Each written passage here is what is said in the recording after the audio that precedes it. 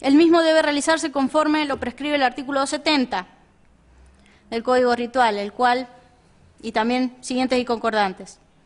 Así el 272, en cuanto a la forma del reconocimiento, textualmente reza: la diligencia de reconocimiento se practicará enseguida el interrogatorio, poniendo a la vista del que haya de verificarlo, junto con otras 2 o más personas de condiciones exteriores semejantes a la que deba ser identificada o reconocida, quien elegirá su colocación en la rueda. En presencia de todas ellas, o desde no pueda ser visto, según el juez lo estime oportuno, el que deba practicar el reconocimiento manifestará si se encuentra en la rueda la persona a la que haya hecho referencia, invitándoselo a que, en caso afirmativo, la designe clara y precisamente y manifieste las diferencias y semejanzas que observare entre su estado actual y el que presentaba en la época a que se refiere su declaración. La diligencia será constar en acta, donde se consignarán todas las circunstancias útiles, inclusive nombre y domicilio de los que hubieran formado parte de la rueda. Conforme surge de la copia fotográfica, bueno, no lo tengo a Alfredo acá para que exhiba.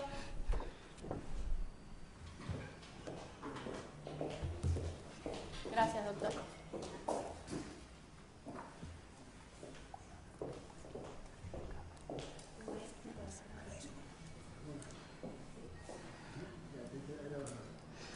Conforme surge de la copia fotográfica del reconocimiento practicado por los testigos Eloy, Margarita y María Julia Camus y Moroy en el establecimiento penitenciario en mayo del 2009, los demás integrantes de la rueda, presos comunes, no tendrían ni siquiera de manera remota condiciones exteriores semejantes a Vic. Téngase presente que a la fecha del reconocimiento Vic tendría aproximadamente unos 56 años. En la rueda se coloca un morocho de unos 45, como mucho, que no supera el 1,60 m de estatura, a otro de unos 35 años de edad y del resto, todos más bajos, muchísimo más bajos que Vic, cuyas edades oscilan entre los 30 y 45 años, incluso colocándose a Vic en el medio, para que no quede otra que suponer que es el de mayor edad y el más alto. A menos que supongamos que algunos de los otros integrantes de la rueda de reconocimiento formaron parte del ejército cuando tenían 10 años. Esto es terrible, abonando no solo la nulidad del reconocimiento, gracias doctor, que planteará como lo planteará más adelante mi colega, la cual debió ser declarada aún de oficio por el magistrado. Listo, doctora, gracias. ¿Ya está? Después no me extraña que más gente reconozca a Vic. Otro dato no menor es que dicho reconocimiento en rueda de personas se practicó en el mes de mayo del 2009, habiendo sido detenido Vic 2 meses antes y habiendo sido difundida la noticia con su nombre y fotografía en numerosos periódicos de la época, además de numerosos traslados al juzgado, por lo que obviamente no era difícil señalarlo. Máxime, como dije anteriormente, si quienes practicaron el reconocimiento manejaban la información e identidad de los acusados mucho antes de que se reabrieran estas mal llamadas causas de lesa humanidad. Otro dato no menor es que sospechosamente la foto de Vic en el legajo fotográfico del ejército se encuentra marcada. Doctora, Sí. ¿nos daría 5 minutos de corte intermedio y después seguimos? Sí, no hay ningún problema. Gracias. Gracias a usted.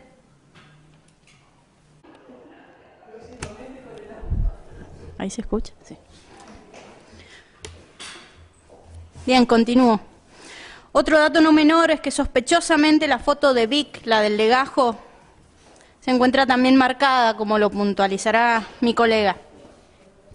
Por otro lado, en la mayoría de los casos imputados a Vic, el señor fiscal remite a los testimonios de Margarita Camus, acta de debate anterior 6-7, María Julia Gabriela Camus, acta de debate anterior 5 y otras declaraciones. Eloy Camus, Foja 5598, Tristán Valenzuela, 3502 y 3512, Diana Temis Curván, acta de debate 36, Mario César Alanís, acta de debate 41 y Octavio Echegaray, acta de debate 61.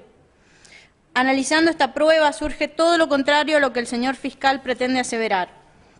Así, el testigo Moroy en su declaración de Fojas 1956 del 11 de octubre del 2007, Autos Camus, dice que lo detuvieron Olivera, el Pichi y el Coya. Luego, una tal Betty dijo que la seguía Pichi, que era rubio, alto y vestida de blanco. hay coincidencia con lo dicho en relación a la causa Erice. Y a fojas 24-43 de los autos Camus, el testigo Valenzuela,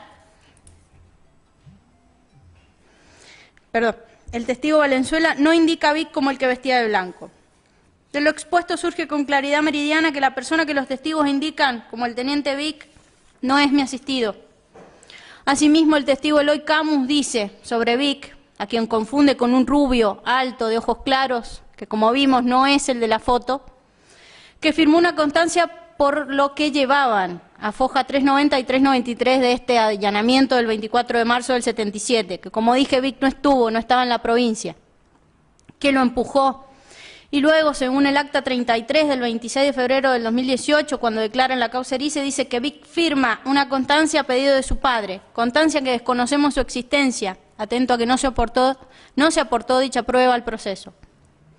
También surge inconsistente y faltando la verdad de los hechos el testimonio de Diana Temis Curbán, quien habría expresado en numerosas oportunidades que Vic habría cortado su cabello, siendo ello desvirtuado por numerosos testimonios de personas que habrían compartido detención con Curbán, quienes manifestaron que jamás se les cortó el pelo, que jamás se les cortó el cabello, y que tampoco vieron a Curbán con el cabello corto.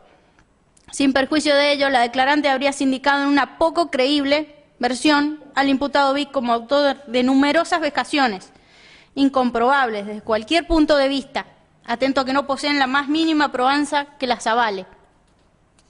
Otro dato interesante surge del testimonio de Eloy Camus, en acta de debate número 11, del día 13 de diciembre del año 2011, quien refirió que Ana María Moral le mostró fotos de los militares Malato, Vic, Cardoso.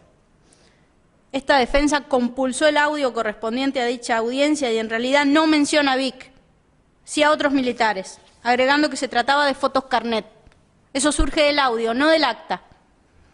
A su vez, en el audio correspondiente a aquella declaración del 2011, el testigo expresa que habría sido Bonil quien le nombra a los militares encargados de la represión, siendo los mismos que Moral le habría proporcionado. Estas afirmaciones no podrán ser controvertidas, ratificadas o rectificadas, debido a que Camus refiere testimonios de personas que habrían desaparecido o fallecido. Por lo tanto, sus dichos resultan incomprobables. Además, refiere que quienes integran el grupo de tareas eran oficiales que no tenían mando de tropa. Destaco a vuestra excelencia que no corresponde a mi pupilo demostrar su inocencia, sino en virtud del indubio pro reo, corresponde al órgano acusador demostrar que hubo una actividad delictiva por parte de Vic, todo lo cual no ha sido acreditado ni siquiera remotamente en autos, sino por el contrario, reitero, Vic no cometió delito alguno. Sin perjuicio de la endeble imputación que el señor fiscal pretende erigir sobre mi asistido, en el caso de Marra se mantiene incólume su estado de inocencia, por lo que estimo procede su absolución. Por ello, reitero a este excelentísimo tribunal que disponga la absolución de Eduardo Vic en los autos de referencia. Ahora voy a tratar el tema de la prescripción, que si bien ya ha sido tratado anteriormente por mis colegas, lo voy a hacer someramente. Por otro lado, voy a solicitar que se declare la prescripción de estos delitos que se le imputan a mi defendido. Sin perjuicio de adherir a los planteos que en cuanto a este tópico realizara mi colega de la defensa oficial y a los fines de no agobiar al tribunal, comparto las expresiones de la defensa oficial y de los colegas preopinantes. Entiendo que la aplicación retroactiva de la Convención sobre Imprescriptibilidad de los Crímenes de Guerra y los Crímenes de Lesa Humanidad y la de la Convención Interamericana sobre Desaparición Forzada de Personas resulta, a todas luces, violatoria del artículo 27 de la Constitución Nacional, el cual establece que los tratados deben ajustarse y guardar conformidad con los principios de derecho público establecidos en la Constitución. En este caso, la prohibición de aplicación retroactiva de la ley penal que establece el principio de legalidad. El principio de legalidad es uno de los límites más tajantes al poder punitivo del Estado. No hay pena, no hay crimen, sino una ley penal previa. Así reza el principio de legalidad, consagrado en la Constitución. En nuestra Constitución, el aforismo nullum crimen sine lege previa sintetiza el significado del principio de legalidad. El fundamento del castigo solo puede ser una ley en sentido formal, sancionada según el procedimiento, la competencia y el contenido limitado que regula nuestra Constitución Nacional.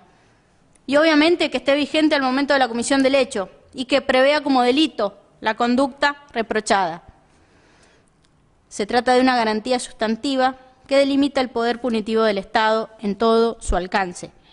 Es una garantía criminal, ya que exige que el hecho perseguido penalmente esté contemplado como delito, previamente por una ley, una garantía penal, dado que esos mismos recaudos no solo tienen que tomarse respecto de la descripción de la conducta, sino también por el monto de la pena, una garantía jurisdiccional, porque exige que la existencia de un delito y la imposición de una pena deriven de un pronunciamiento judicial, y a su vez una garantía de ejecución, que exige que el cumplimiento de la eventual pena esté regulado por ley. El mandato de ley previa está estrechamente vinculado con el principio de culpabilidad, dado que el individuo podrá motivarse con la norma en la medida en que ésta exista y que la conozca. De lo contrario, no se le podrá exigir que ajuste sus conductas al ordenamiento jurídico. La principal excepción a la exigencia de que en materia penal se aplique la ley vigente al momento del hecho es la ultraactividad de la ley penal posterior, que por supuesto sea más favorable para el imputado. Más allá de todos los argumentos expresados por mis colegas, es oportuno citar que la Corte Interamericana de Derechos Humanos, en una oportunidad en que tenía que resolver un caso cuya víctima había sufrido de una privación ilegal de la libertad con las características de la desaparición forzada, escogió la primera calificación, dado que el país donde los hechos habían ocurrido no contemplaba el tipo penal sobre desaparición forzada ni estaba vinculado a instrumento internacional alguno específico en esta materia. Esto en el caso Trujillo Orosa versus Bolivia, del 2002. Juzgar de otra manera, o mejor dicho, juzgar de esta manera, es ir en contra de la Constitución, nuestra Carta Magna y la que juramos respetar, al momento de recibir nuestra matrícula o asumir en el cargo que ostentan tanto los integrantes del Ministerio Público como Defensa Oficial y vuestras excelencias.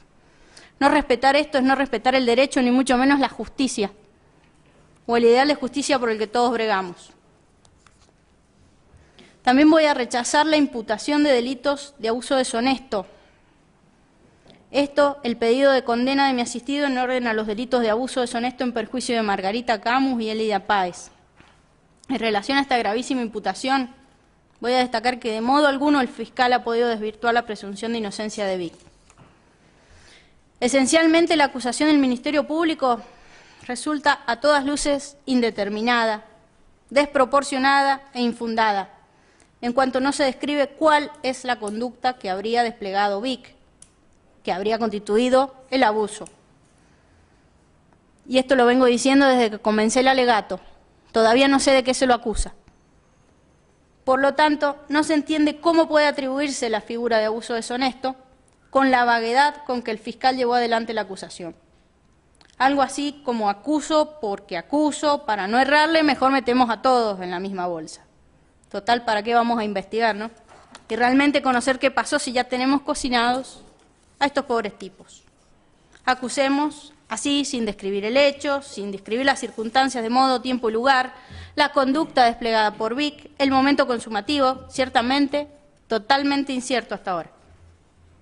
En efecto, al hablar de cualquier tipo de delito contra la integridad sexual, especialmente abusos, ya sea simple, gravemente ultrajante, con acceso carnal, estamos hablando de delitos denominados de propia mano, o sea, aquellos que solo pueden ser llevados a cabo mediante la propia ejecución corporal de las acciones típicas, circunstancia que determina que en este tipo de infracciones sea imposible aplicar reglas de coautoría o autoría mediata, como pretende el fiscal.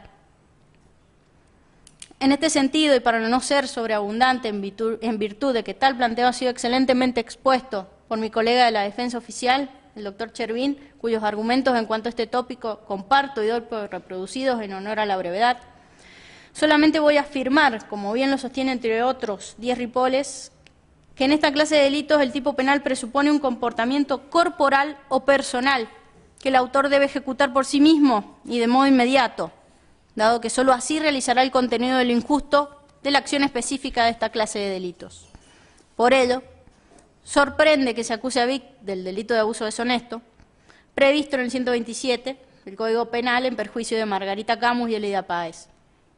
En cuanto a Elida Páez, la imputación adolece de tal vaguedad e imprecisión que, por ejemplo, la acusación refiere, textual de la acusación, se encuentra plenamente acreditado que a fines de noviembre del 76, adviértase que no se especifica ni siquiera el día del mes de noviembre, como a las 7 de la mañana, tampoco un horario exacto, de un día lunes, Elida Noemí Páez fue detenida en la vía pública, en ocasión de encontrarse en la parada de colectivos en Avenida Lem y Mitre.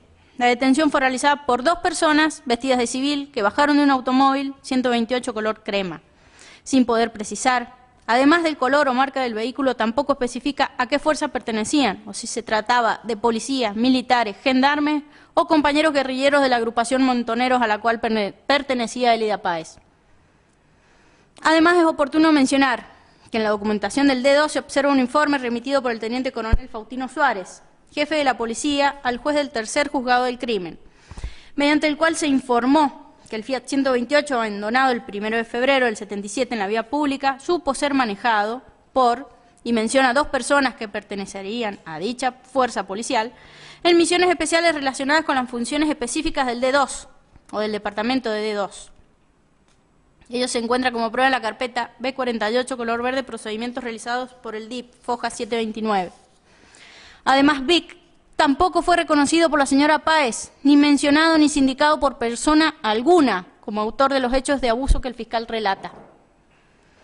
Por consiguiente, queda demostrado que el señor fiscal simplemente relata o transcribe lo expresado por Páez, sin aportar, pese a que se trataría de una investigación de más de 15 años, un solo dato que permite inferir que Vic participó del delito que se lo acusa. Ante tal vaguedad y orfandad probatoria, además de la poca seriedad con que se habría llevado a cabo o adelante esta acusación, deberá estarse al indubio pro reo, debiendo absolver a Vic de tal acusación. En cuanto a Margarita Camus, ya dijimos que de modo alguno Vic pudo participar en los hechos imputados. En función de que la persona que Margarita, Eloy y María Julia Camus mencionan como participantes de 3 allanamientos, ya dijimos que no podía tratarse de Vic. Desconozco en qué consistió el abuso deshonesto, mucho menos cómo hizo Vic para perpetrarlo estando a más de 1000 kilómetros del lugar de los supuestos hechos. Además de desconocer y por ende no poder contrarrestar la imputación contra mi cliente, cuándo se habría configurado, cuál fue la conducta de Vic, si consistió en tocamientos, cómo, dónde, qué duración tuvieron, si fue una sola vez, 2, 3, etc. Nada sabemos, mucho menos que al inicio de este debate. En virtud de ello, entiendo que vuestras excelencias advertirán que pese a la grave acusación contra Vic, el simple relato del fiscal que hace un esbozo, un intento de reconstrucción, sin sustento probatorio alguno, sin describir conducta alguna, sin especificar detalles mínimos que deberíamos conocer para verificar si realmente Vic estuvo allí, cometió el hecho, de qué modo, cuándo, con quién, no puede ser suficiente para la aplicación de una condena, en virtud de que todo ello genera aún más dudas que certezas. Debe jugar el indubio pro reo. No ha logrado vencerse la presunción de inocencia de la cual goza Vic, así como tampoco siquiera con la prueba obrante alcanzaría para una mera sospecha, que reitero, sin prueba alguna, sin certeza, debe simplemente rechazarse. Ello es lo que manda la Constitución como derivación del artículo 18. El fiscal es quien debe probar la culpa del acusado. Vic no tiene que demostrar su inocencia, lo cual no se ha verificado en autos ni siquiera someramente, y mucho menos puede desprenderse de la acusación, donde además ni siquiera se ha podido delimitar un sinnúmero de supuestos hechos delictivos, ni las circunstancias de los mismos, y mucho menos la alegada participación de Vic. Por lo tanto, reitero a vuestras excelencias que rechacen la imputación efectuada contra Vic, absolviendo a mi cliente de las figuras de uso deshonesto endilgadas por las presuntas víctimas Camus y Páez. Ahora voy a proceder a exponer someramente el rechazo de la imputación en función de la teoría de la autoría mediata. Asimismo, voy a rechazar la imputación y la acusación realizada por el Ministerio Público Fiscal en base a la teoría de la autoría mediata de Roxin, en virtud de que dicha tesis conduce lisa y llanamente a sancionar inocentes. Como sabemos, Roxin desarrolló un planteamiento que permite castigar no solo a quien de manera genérica pide a sus subalternos cometer un delito, sino a quien efectivamente lo perpetra. Dentro de la teoría es posible reconocer algunos presupuestos de la autoría mediata por aparato organizado de poder, a saber, en primer lugar, el hombre de atrás, por una parte, que debe actuar dentro de una organización jerárquica y por otro debe ejercer autoridad en el marco de esta organización. Esto significa que el aparato tiene que tener una determinada estructura, con distintos niveles de mando, lo cual justifica la subordinación de unos integrantes bajo otros. El punto de vista relevante para justificar la autoridad inmediata en estos casos es siempre la perspectiva de la organización.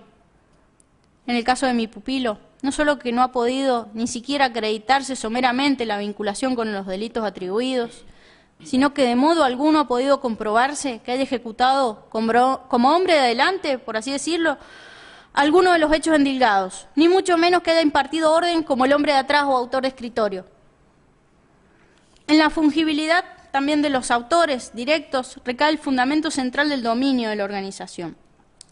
Que existe una variedad de individuos que puedan ejecutar el hecho ordenado, neutraliza la posibilidad de fracaso de la orden.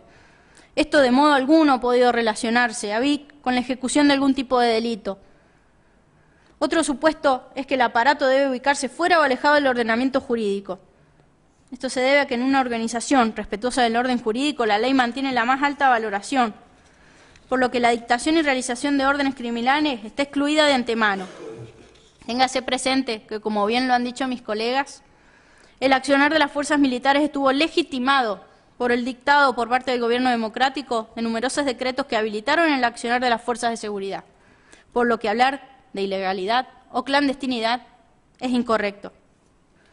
Así es dable citar, entre otros, el reglamento RB 135.2 del año 1969, el cual en el apartado 1 define el objeto: orientar a los comandos sobre la adecuada instrucción a impartir al personal militar en los diversos aspectos que el Ejército deberá afrontar para casos de conmoción interna, a fin de satisfacer las exigencias de las operaciones de seguridad previstas en el reglamento de conducción de las fuerzas terrestres en una zona de emergencia.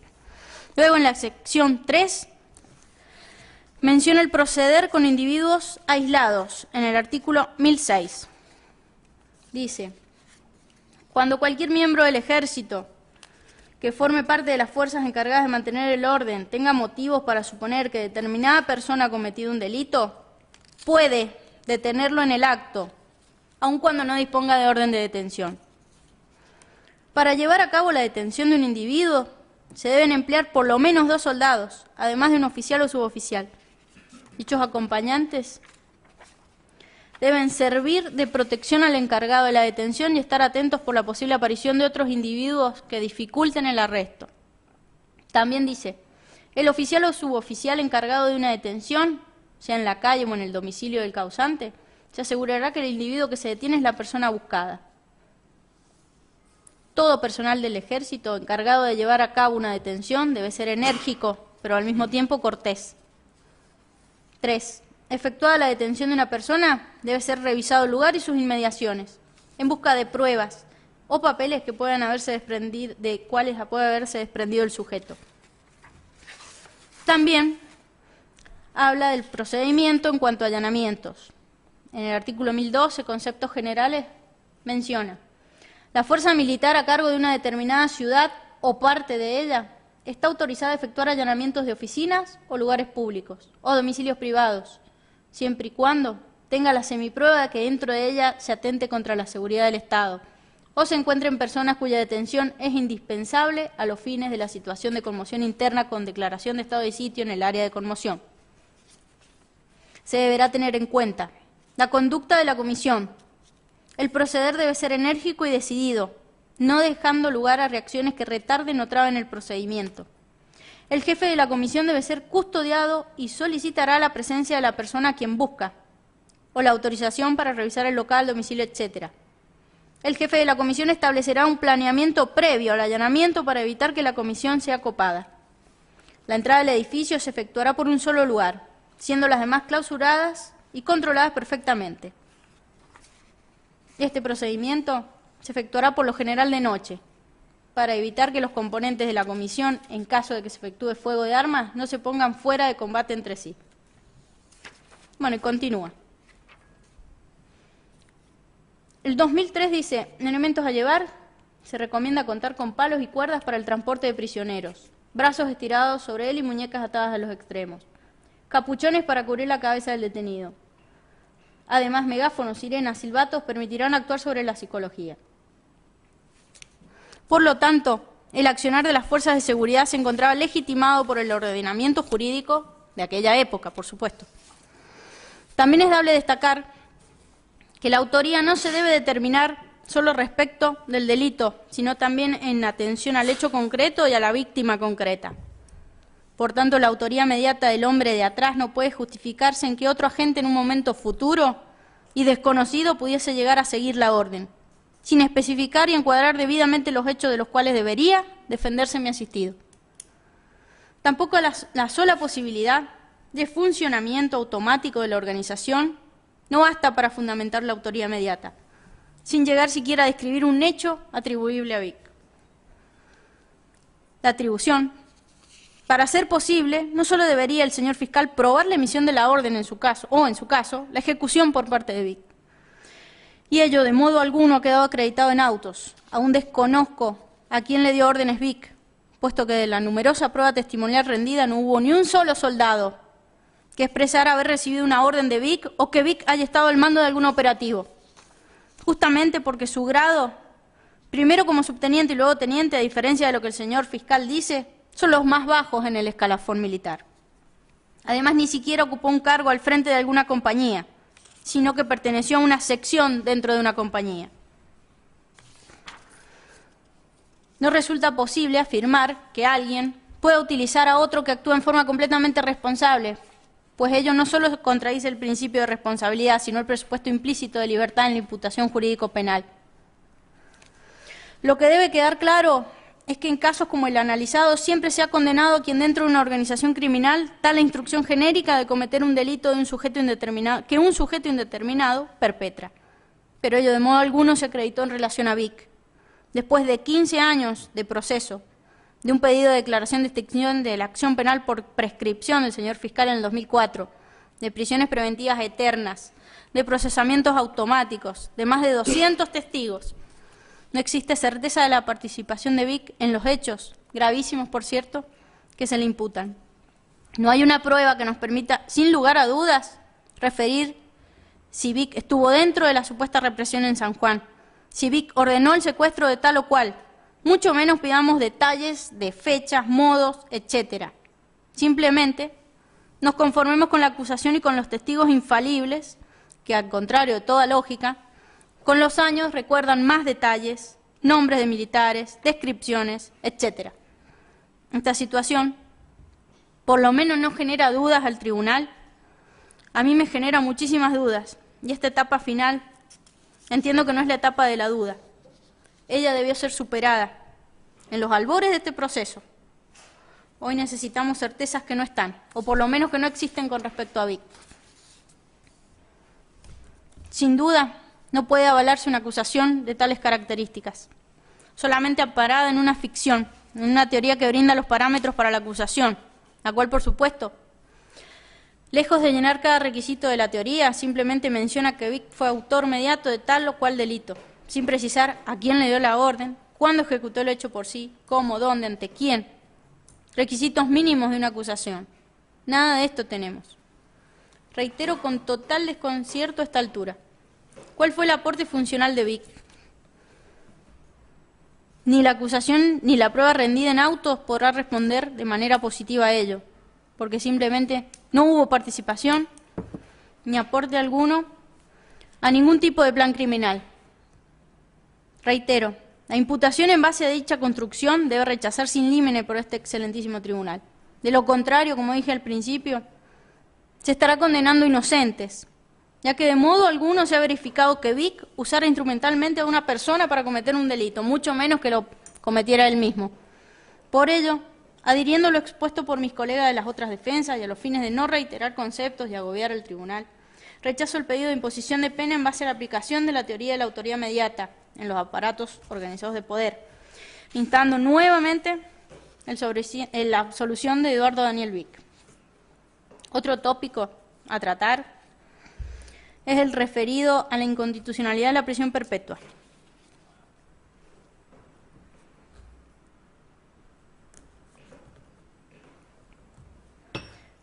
Solicito a este excelentísimo tribunal que se declare la inconstitucionalidad de la prisión perpetua solicitada por el señor fiscal en virtud de la edad del acusado, Eduardo Vick, de 67 años.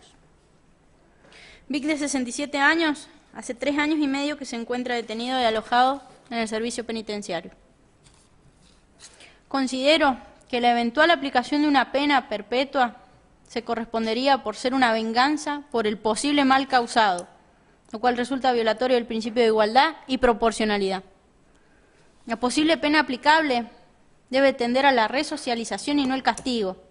Esta es la posición receptada por la Constitución y los tratados, que la integran desde el año 94.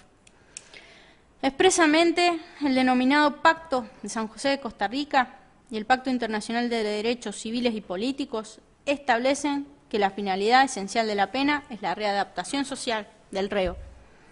En este sentido también la Ley Penitenciaria Nacional 24660, artículo 1, dice lo siguiente, textual: la ejecución de la pena privativa de libertad en todas sus modalidades tiene por finalidad lograr que el condenado adquiera la capacidad de comprender y respetar la ley, procurando su adecuada reinserción social, promoviendo la comprensión y el apoyo de la sociedad. A su vez, el artículo 18 de nuestra Constitución, conocido por todos, solamente voy a dar lectura a la parte pertinente, determina lo siguiente: las cárceles de la nación serán sanas y limpias, para seguridad y no para castigo de los reos detenidos en ellas, en toda medida que a pretexto de precaución conduzca a mortificarlos más allá de lo que aquella exija, hará responsable al juez que la autorice. También en razón del artículo 75, inciso 22 de nuestra Constitución, se pueden nombrar varios tratados internacionales. Por ejemplo, la Convención Americana sobre Derechos Humanos, el Pacto de San José de Costa Rica, artículo 5, derecho a la integridad personal, que establece: toda persona tiene derecho a que se respete su integridad física, psíquica, moral. Nadie debe ser sometido a torturas ni a penas o tratos crueles, inhumanos o degradantes. Toda persona privada de libertad será tratada con respeto debido a la dignidad inherente al ser humano. La pena no puede trascender la persona del delincuente. Las penas privativas de libertad tendrán como finalidad esencial la reforma y readaptación social de los condenados. El Pacto Internacional de Derechos Civiles y Políticos, en su artículo 10, expresa: toda persona privada de libertad será tratada humanamente y con el respeto debido a la dignidad inherente al ser humano. El régimen penitenciario consistirá en un tratamiento cuya finalidad esencial será la reforma y la readaptación social de los penados. Y en su artículo 7 expresa también: nadie será sometido a torturas, ni a penas o tratos crueles, inhumanos o degradantes. Sin duda alguna, confinar al encierro perpetuo a una persona de la edad de Vick, además del delicado estado de salud que transita, no olvidemos que a pesar de las diversas patologías que presenta, se le ha denegado toda posibilidad de morigeración de su encierro, teniendo presente vuestras excelencias que esta defensa y la anterior solicitaron la prisión domiciliaria, el cese de prisión preventiva, la excarcelación, la suspensión del proceso por incapacidad sobreviniente, interponiendo además habeas corpus, recursos de casación, etcétera, siendo injustamente sometido a condiciones, además de inhumanas, totalmente arbitrarias, que no se coligen con la finalidad de la prisión preventiva, sino que más bien suponen un adelantamiento de la pena. En este sentido, es dable tener presente que la pena solicitada por el representante del Ministerio Público Fiscal ha sido ya declarada inconstitucional por numerosos fallos.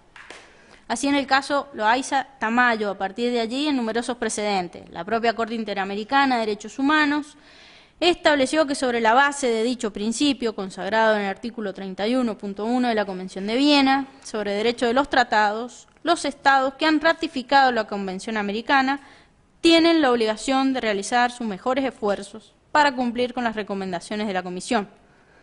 Vuestras Excelencias podrán advertir sin temor a equivocarse que una pena de prisión perpetua colisiona con el principio de culpabilidad por el acto, con la división de poderes, con el mandato resocializador de las penas privativas de la libertad, con el principio de estricta legalidad y con la prohibición de imposición de penas crueles, inhumanas y degradantes, principios inherentes al Estado democrático y republicano de derecho.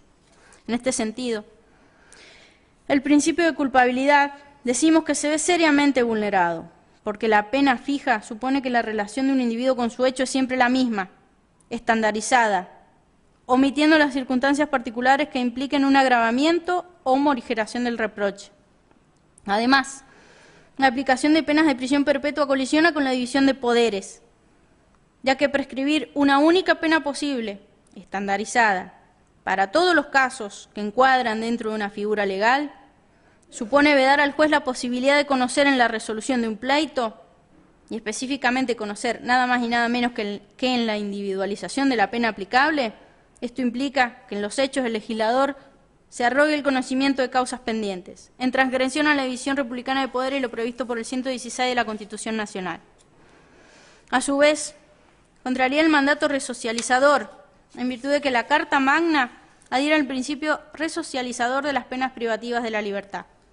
La resocialización implica que el reo, en un momento determinado y mientras se encuentre cumpliendo la pena impuesta, tenga la posibilidad de recuperar la libertad para confirmar el ideal de la reinserción, lo que obviamente virtualmente se imposibilita con una pena de duración inusitada, mucho menos si se tiene en cuenta la edad de Vic, 67 años. También la pena de encierro perpetuo conlleva la violación del principio de estricta legalidad, atento a que el derecho a la individualización de la pena, es decir, la certeza sobre la finalización de la sanción, se ve claramente obstaculizada con la aplicación de la prisión perpetua, del modo en que se encuentra legislada en nuestro país, ya que no existe certeza que al cabo de los 35 años de encierro que prevé el artículo 13, el condenado pueda acceder a la libertad condicional, situación que podría extenderse de manera indefinida en colisión con los artículos 5 y 7 de la Convención Americana. También solicito se declare la inconstitucionalidad de la pena de prisión perpetua solicitada por el fiscal en su acusación, ya que colisiona con la prohibición de imposición de penas crueles, inhumanas y degradantes. Tenga presente, señor presidente y vuestras excelencias, que una pena de por lo menos 35 años de duración, periodo al cabo del cual no se tiene certeza de recuperar la libertad tampoco, es claramente atentatoria de la dignidad humana y violatoria de los artículos 5 de la Convención y 16 de la Convención contra la Tortura y otros actos crueles, inhumanos y degradantes, incorporados a nuestro ordenamiento con rango constitucional.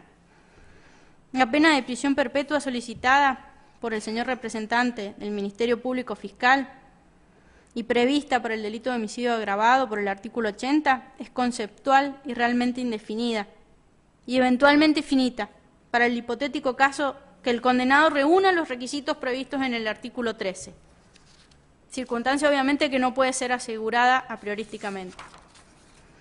Entonces esta defensa se pregunta, ¿qué sucede en los casos en que el condenado no cuente con un informe favorable de los peritos o de la dirección del establecimiento? En estos supuestos el condenado permanecerá en ese estado hasta tanto cumpla con las exigencias. Continuará, detenido en forma indefinida. En las penas divisibles, aun cuando una persona no reúna los requisitos para acceder a la libertad condicional, quedará liberado el día en que se cumpla la totalidad de la condena. Ese día de inexorable verificación sencillamente no existe en la prisión perpetua. No alcanza con la mera posibilidad de acceder a la libertad condicional en un futuro incierto o improbable. Aceptar esta respuesta para legitimar esta pena es, vuestras excelencias, admitir que la incertidumbre puede ocupar el lugar de la certeza en el ámbito penal, lo cual es jurídicamente inadmisible. Lo único que puede oponerse a la amenaza de perpetuidad es la certeza de la finitud, la certeza de que la pena tiene una duración precisamente determinada, que un día conocido el encierro fenecerá. Entre ambos extremos, perpetuidad cierta y temporalidad estricta, no existen remansos de humanidad. Una de las consecuencias directas del principio de legalidad es el denominado mandato de certeza, mandato que en principio está dirigido al legislador, quien tiene el deber de determinar con precisión en los tipos penales cuál es la conducta reprimida, las fronteras entre lo punible y lo impune y la sanción aplicable, límite al poder punitivo. Este mandato también concierne a los señores jueces, quienes tienen la obligación de comunicarle al imputado a través de la sentencia cuál es el hecho por el que se lo condena, cuál ha sido su participación, las pruebas que así lo demuestran, la ley infringida, la pena aplicable y su modo de cumplimiento. Esto es simplemente lo que Ferrajoli denomina como principio de estricta jurisdiccionalidad de las penas. Ya Zaffaroni, en su voto en disidencia en la causa Esteves, sostuvo la irracionalidad de nuestro digesto penal, donde recordó que la sanción de la ley 26.200, el Estatuto de Roma, incorporó a nuestro ordenamiento los delitos más graves considerados por la comunidad jurídica internacional: genocidio, los que tienen previsto una pena menos lesiva que la contemplada por nuestro ordenamiento para los homicidios agravados. La asistematicidad obliga al juzgador a una prudente aplicación de la ley con la intención de que los reiterados y espasmódicos retoques efectuados por el legislador en nuestro Código Penal no deriven en una aplicación irracional e injusta en el caso concreto. La pena de prisión perpetua es genéricamente inconstitucional en todos y cada uno de los casos a los cuales se aplica.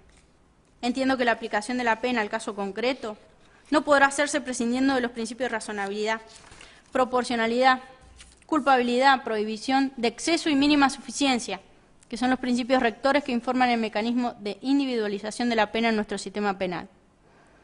No pueden, vuestras excelencias, actuar de modo irreflexivo a la hora de individualizar la eventual pena, a la cual, obviamente, enfáticamente me opongo al instar la absolución de Vic. Pero, eventualmente, y para el hipotético caso de que este excelentísimo tribunal considere que mi asistido es penalmente responsable, solicito no se aplique una pena estandarizando la reacción punitiva frente al delito. Con relación a Vic, de 67 años de edad, si eventualmente este tribunal dispusiera aplicar una pena perpetua, recién se encontraría en condiciones de acceder a la libertad condicional. En el mejor de los casos, de reunir los requisitos previstos por el artículo 13, cuando cuente con 102 años de edad.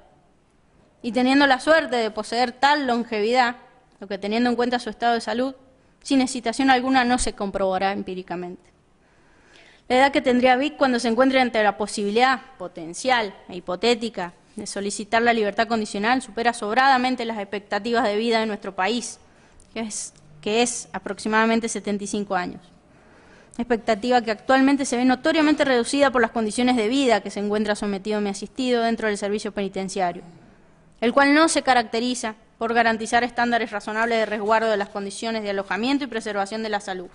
Siendo realistas, teniendo en cuenta el estado de salud de Vic y sus dolencias, seguramente una eventual condena a prisión perpetua implicará agotar su expectativa de vida en la cárcel, por lo que se trata de un equivalente a la pena de muerte, la cual ha sido expresamente derogada en nuestro ordenamiento jurídico, y pena que no puede ser restablecida, por supuesto. Así posiblemente, de hacer lugar a las pretensiones acusatorias del Ministerio Público Fiscal, seamos testigos de la muerte de Vic dentro del penal, como muchos han fallecido dentro del penal. De ello no es merecedor ningún ser humano. Reitero, de acoger vuestras excelencias la pretensión punitiva del señor fiscal, se estaría condenando a Vic a morir dentro de la prisión. Ciertamente, siendo ilusos y entusiastas, si Vic, en el caso de ser condenado, a lo que reitero, me opongo instando su absolución, logra superar con vida el tiempo de encierro necesario para tener la posibilidad de solicitar su liberación condicional, más de 100 años. El encierro, sin duda alguna, habría consumido su capacidad productiva y la resocialización proclamada será una evidente utopía. Por ello, para el eventual supuesto de recaer condena en contra de Vic, y llegada la hora de individualizar la pena aplicable al caso concreto, propicio se decrete la inconstitucionalidad de la pena de prisión perpetua pretendida por el Ministerio Público Fiscal.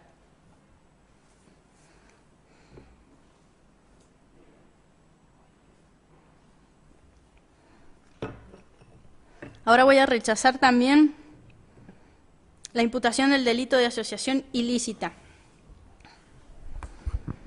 Voy a rechazar la pretensión fiscal en relación al delito de asociación ilícita imputado a Vic, en tanto no estaría de modo alguno acreditada la figura penal de asociación ilícita en los autos de referencia.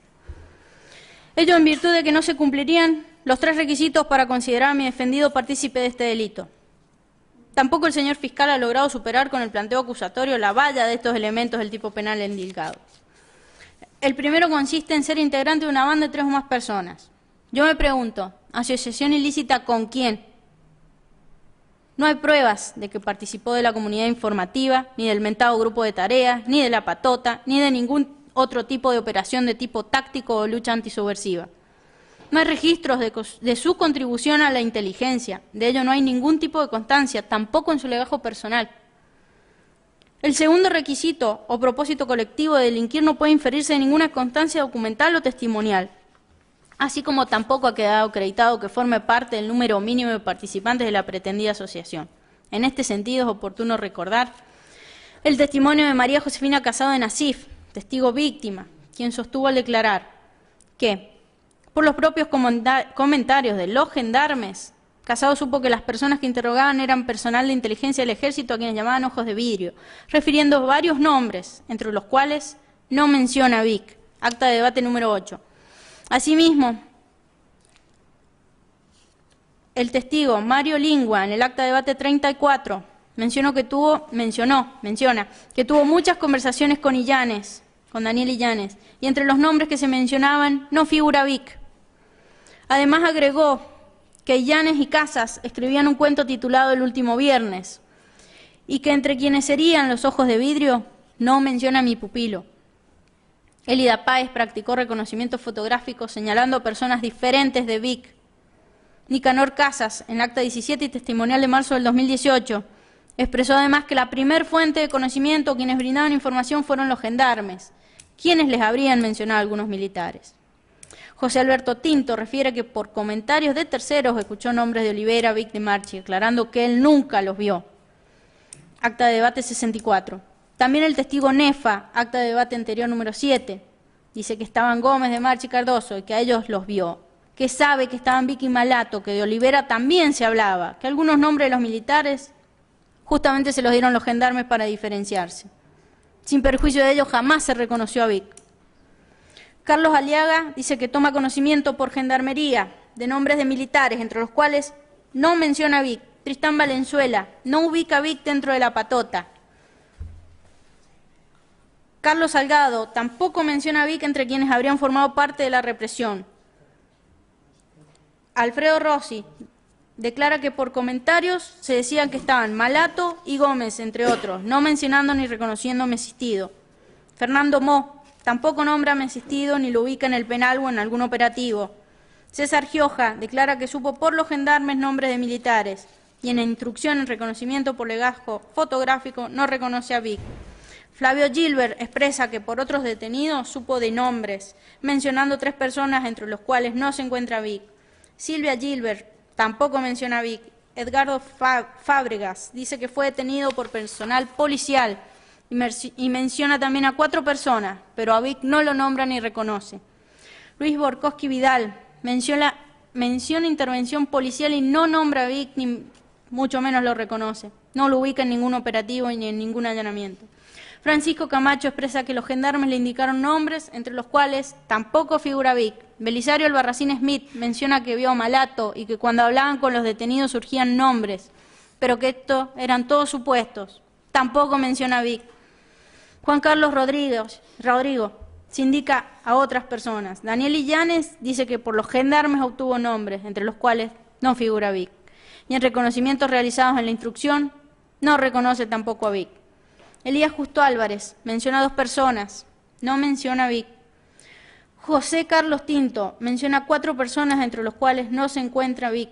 El soldado Carlos Castro menciona a quien le decían Pichi, no relacionándolo con Vic como se lo ha intentado hacer.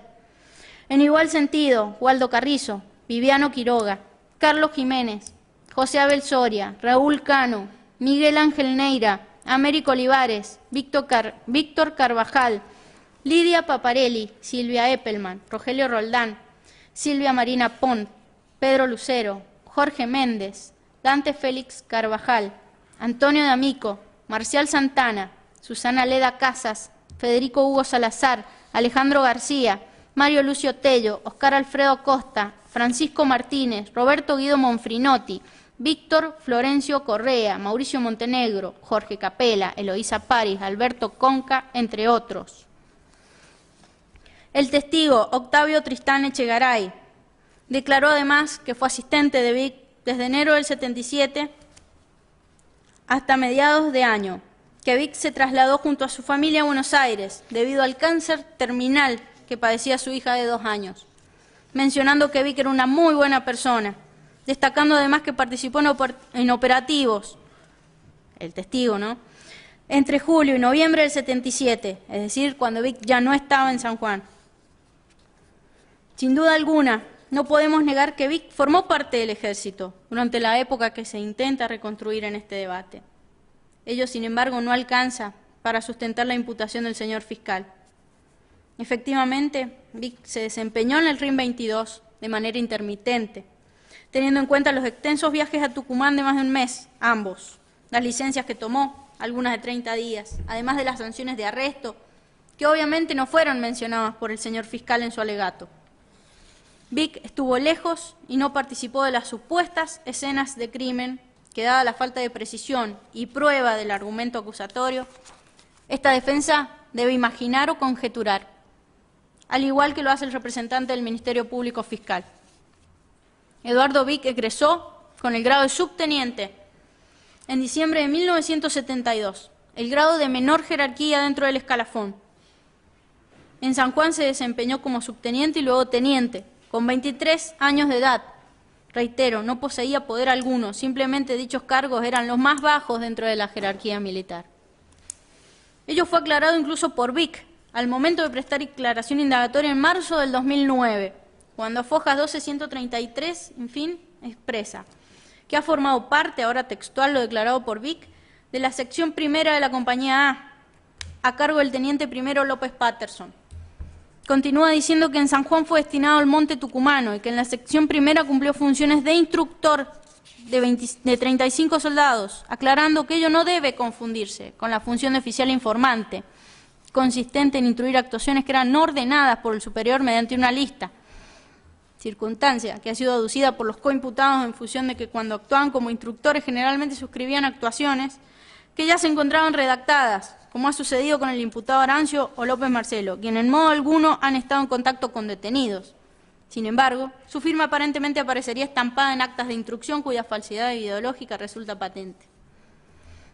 Además, agregó Vic en su indagatoria que Membiel les habría comunicado que la lucha contra la subversión estaba a cargo del destacamento de inteligencia de la 8ª Brigada de Mendoza, lo cual también fue aseverado por Salles a Foja 350-353, en declaración del 1 de noviembre del 2007. Esto obviamente no fue analizado ni tampoco fue investigado por el fiscal. Dentro de la organización del regimiento, el jefe del RIM 22 y jefe del área 332 era el coronel Membiel. El segundo jefe, el teniente coronel Adolfo Díaz Quiroga, quien a su vez era el jefe de la plana mayor, grupo de asistencia directa del jefe del RIM. Estos dos personajes, jefe y segundo jefe del RIM, se encuentran fallecidos. Vic no formó parte de ningún grupo de tareas, tampoco cumplió función alguna en el penal de Chimbas, siendo contestes los testimonios que no lo ubican en ese establecimiento penitenciario.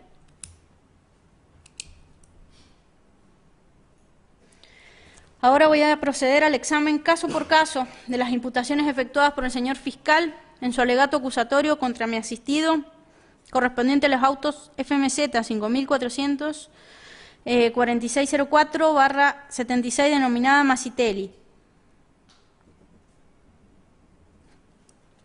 He de destacar previamente que en función de las imprecisas, indeterminadas y genéricas imputaciones realizadas a mi cliente por el órgano acusador, las cuales, como he venido sosteniendo, no permiten conocer de qué debe defenderse mi cliente, al no poder precisar, en muchos casos, detalles mínimos, como fechas ciertas, lugares, personas, participantes, testigos presenciales, y comúnmente basados en delaciones, suposiciones, conjeturas del fiscal tomadas muchas veces de testigos cuyo único aporte, es decir, que otros a quienes no identifican les aportaron datos, le dijeron tal o cual información. Además, que en la mayoría de los hechos imputados el señor fiscal ni siquiera hace mención de mi asistido en el relato de los hechos, y sin perjuicio de ello concluye imputándolo. Voy a rechazar en general todas las imputaciones y voy a adherir a los planteos realizados en este tópico por el doctor Chervin a cargo de la defensa oficial. Como he venido sosteniendo, luego de 1 año y medio de audiencias, no hay certezas, sino más y más dudas. Con respecto al caso número 1, José Luis Herrero. José Luis Herrero, de 28 años, miembro militante del Partido Auténtico de la provincia de San Juan y Montoneros, habría desaparecido el día 9 de marzo del 76, cuando se encontraba en la provincia de Mendoza. Pero, según los dichos de la esposa, fue visto vendado junto a otros detenidos en el RIM 22, en San Juan, el 27 de marzo del 76. Tal como surge de la declaración brindada por quien fuera esposa de Herrero, Rosario el matrimonio militaba en la organización declarada ilegal en 1975, militaba en Montoneros. A fines del año 75 y principios del 76, el domicilio del matrimonio, cito en calle Pedro Cobos, 252, barrio San Ricardo, Rawson, San Juan, fue allanado por el ejército. En ese contexto, el matrimonio decide irse a vivir a Mendoza. Primero parte José Luis, busca una vivienda y trabajo, y posteriormente la señora Rosario Quiroga con sus 2 hijas.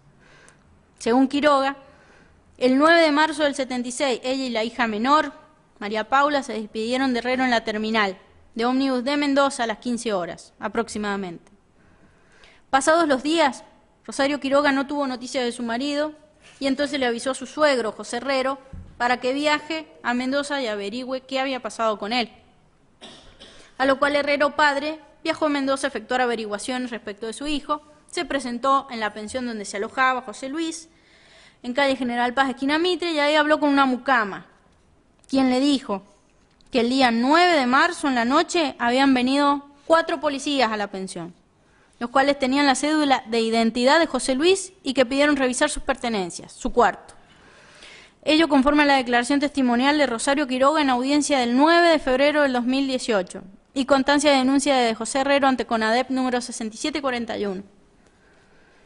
Herrero padre comenzó a averiguar por distintos lugares. Concurrió a la Central de Policía de Mendoza, a la Policía Federal, al Liceo Espejo. En ningún lugar obtuvo información sobre el paradero de José Luis Herrero. Aunque en la Policía Provincial un sumariante le dijo que había un José Luis Herrero que había sido detenido en la noche del 9 en Mendoza. Tiempo después, los padres de José Luis viajaron nuevamente a Mendoza, volvieron a la policía y el mismo sumariante les confirmó que su hijo sí había sido detenido en Mendoza.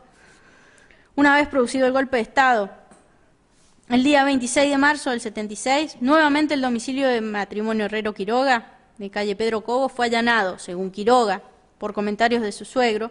La fuerza que se encargó de este operativo fue Gendarmería, e hicieron grandes destrozos en la vivienda. Después de la desaparición de su marido, Rosario Quiroga se fue junto con sus hijas a Buenos Aires y desde allí a Uruguay. Luego fue detenida en la ESMA y en enero de 1979 salió para Caracas, Venezuela. Menciona que le entregaron una partida de función de José Luis Herrero que decía que había muerto el 19 de enero del 79, de un paro cardíaco en Buenos Aires. Rosario Quiroga obtuvo esa partida porque insistía mucho respecto de su marido y tenía problemas legales para viajar con sus hijos, además de económicos, ¿no?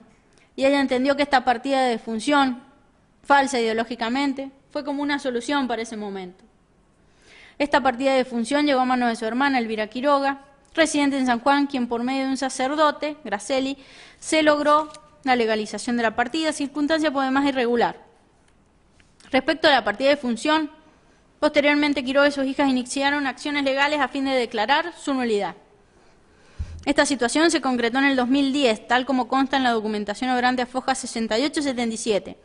En el margen derecho se encuentra la rectificación respectiva, conforme a declaración testimonial brindada por Rosario Quiroga, audiencia del 9 de febrero del 2018, y Elvira Quiroga de Noyen, audiencia del 26 de febrero del 2018. Y acta de debate 63, autos 1077, acumulados con 1085, 1086 y 1090. Aclárese que tal rectificación se practicó a instancias de Quiroga y a los fines de cobrar una indemnización prevista por la Ley 24.411. Aclárese a vuestra excelencia que desde la presunta desaparición de Herrero, las gestiones para lograr dar con su paradero fueron iniciadas y proseguidas por su padre. En cambio, aproximadamente 30 años después, la señora Quiroga realizó gestiones exclusivamente a los fines de la indemnización, que a posteriori fue percibida. Rosario Quiroga, luego de 10 años de permanecer fuera del país, logró volver a la provincia de San Juan, donde pudo tomar conocimiento que algunas personas vieron con vida a su esposo a los días de haber sido secuestrado. Según dichos de personas de su barrio, uno de los vecinos, que hacía el servicio militar obligatorio en el RIM, vio a José Luis, aunque tiempo después este señor de apellido Castro no se lo corroboró. No obstante, quien le manifestó que lo vio en el RIM fue Teresita Gilbert, quien le manifestó que al momento de ser detenida junto a sus hermanos a fines de marzo del 76, a ella la lanzan en un camión y ahí escuchó que decían: soy José Luis Herrero. Y una vez que los bajan del camión, a ella se le corre la venda y pudo ver a José Luis. Recordó Quiroga que antes de que pase todo eso, es decir, la detención de Herrero, el matrimonio y Silvia Teresita Gilbert se conocían. Silvia Teresita Gilbert explicó que no tenía capucha, solo venda, y las manos atadas hacia atrás. En un momento se le corrió la venda y pudo ver a José Luis Herrero. Ella conocía bien a José Luis y a su esposa porque en varias oportunidades le cuidó a las niñas, según ella. De lo expuesto, surge que no se sabe la fecha de posible desaparición de Herrero, si tenemos en cuenta que la última vez que fue visto es en Mendoza, el 9 de marzo a las 15 horas. Que en la pensión de Mendoza estuvo el 9 de marzo en la noche personal policial, quienes llevaban la cédula de Herrero, conforme a los dichos de la mucama. Ergo, en la detención y eventual desaparición habrían intervenido fuerzas mendocinas, siendo probable que incluso, para el caso de haber logrado ingresar en la provincia, la detención se podría haber producido mientras era perseguido por personal de la policía mendocina. De lo contrario, no se explica cómo horas después de su viaje se presentan 4 policías con documentación que seguramente Herrero llevaba consigo. Conforme a los dichos del padre de Herrero, en el allanamiento en su vivienda fue practicado por personal de gendarmería. Destaco que no es la primera persona testigo o víctima que menciona la intervención de dicha fuerza. Sin embargo, como bien lo dijo mi colega Fernández Valdés, solamente están imputados miembros del ejército. De lo expuesto, desconozco de qué manera el fiscal sitúa a Vic en el desarrollo de los hechos que habrían culminado con la presunta desaparición de Herrero. Calculo que por el solo hecho de pertenecer al ejército y encontrarse eventualmente dentro de la provincia de San Juan. De las constancias documentales y testimonios, no surge vínculo alguno entre la desaparición de Herrero y Vic. No existe ni siquiera una sola prueba o testimonio que mencione a Vic o que permita inferir con parámetros de seriedad que Vic provocó o colaboró en la supuesta desaparición de Herrero, mucho menos aún que fuese partícipe o hubiere dado muerte a Herrero. Los mismos argumentos en cuanto a la imputación de privación abusiva de la libertad agravada por mediar violencias amenazas, las cuales no solo que no se tiene la más mínima certeza de su realización ni de su autoría. Esta defensa se pregunta, entonces, ¿de qué estamos hablando? ¿De qué prueba se infiere que Herrero fue objeto de amenazas, de violencias, por Vic, si la detención se habría producido en Mendoza, por personal policial, y no existe, como en otro supuesto, constancia alguna de que Herrero haya sido puesto a disposición del Poder Ejecutivo Nacional o haya tenido ingreso al RIN 22? Atento a la inexistencia del nexo causal, atento a la infundada y endeble imputación, solicito que ésta sea rechazada por el tribunal y solicito la absolución de mi asistido en el caso 1 correspondiente a José Luis Herrero. Caso número 2. Doctora, Sí. entonces si hacemos un cuarto intermedio, porque acá en Buenos Aires está por comenzar el paro de transporte Sí. y se va a empezar a complicar. Bueno, no hay ningún problema. Bueno, nos vemos. Entonces hacemos un cuarto intermedio hasta el lunes 1 de octubre a las 8:30. Muchas gracias. Hasta luego, muchas gracias.